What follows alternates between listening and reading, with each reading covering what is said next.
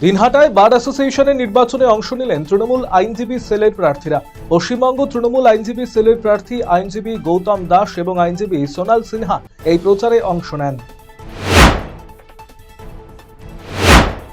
বৃহস্পতিবার থেকে শুরু হয়েছে রমজান। প্রথম দিনেই রমজানের প্রথম ইফতার পার্টি অনুষ্ঠিত হলো গাজল ব্লক ক্যাম্পাসে।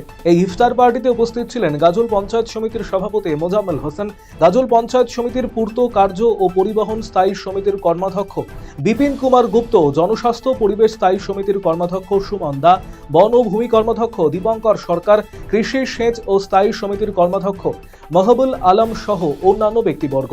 এদিনের ইফতার পার্টির আয়োজন করেন মোজাম্মেল হোসেন। একই দিনে গাজল জামে মসজিদে প্রায় 2 শতাধিক মুসলিম ধর্মপ্রাণ মানুষ অংশগ্রহণ করেছিলেন। বৃহস্পতিবার গাজলের হাটবার, তাই হাটে আসা অনেক মুসলিম ধর্মপ্রাণ মানুষ অংশগ্রহণ করেছিলেন ইফতার পার্টিতে। কোনো জোট ছাড়াই আগামী বিধানসভা নির্বাচনে একাই লড়বে কংগ্রেস। সিপিএম এর সঙ্গে কোনো জোট হবে না। 294টি আসনেই প্রার্থী দেবে কংগ্রেস।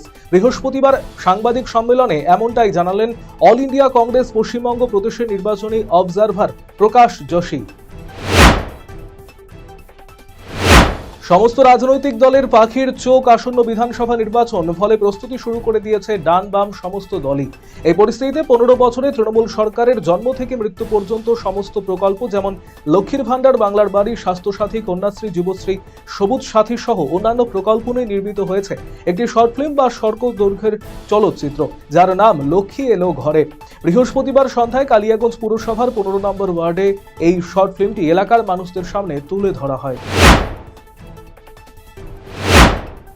বিজেপির কার্যকর্তা এবং পঞ্চায়েত সদস্য পবিত্র বর্মনের বাড়ি ভাঙচুরের অভিযোগ উঠল তৃণমূলের বিরুদ্ধে। ঘটনাটি ঘটেছে বৃহস্পতিবার দুপুরে নাটাবাড়ি বিধানসভার জিরানপুর অঞ্চলে। তা ঘিরে উত্তেজনা ছড়িয়ে পড়ে গোটা এলাকা জুড়ে।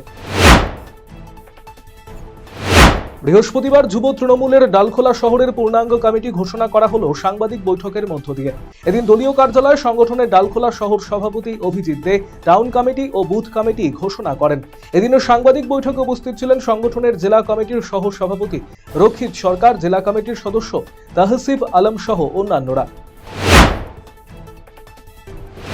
দোরগোড়ায় বিধানসভা নির্বাচন, তার আগেই জোর তৎপরতা শাসক এবং বিরোধী সব শিবিরেই। এরই মধ্যে মালদা জেলার মানিকচকে তৃণমূলের সংখ্যালঘু সেলের উদ্যোগে নবনির্বাচিত ব্লক ও অঞ্চল কমিটির সদস্যদের সংবর্ধনা প্রদান করা হলো। এদিনের এই সভায় সংবর্ধনা প্রদানের পাশাপাশি আসন্ন নির্বাচনের বিভিন্ন রণকৌশল নিয়েও আলোচনা করা হয়।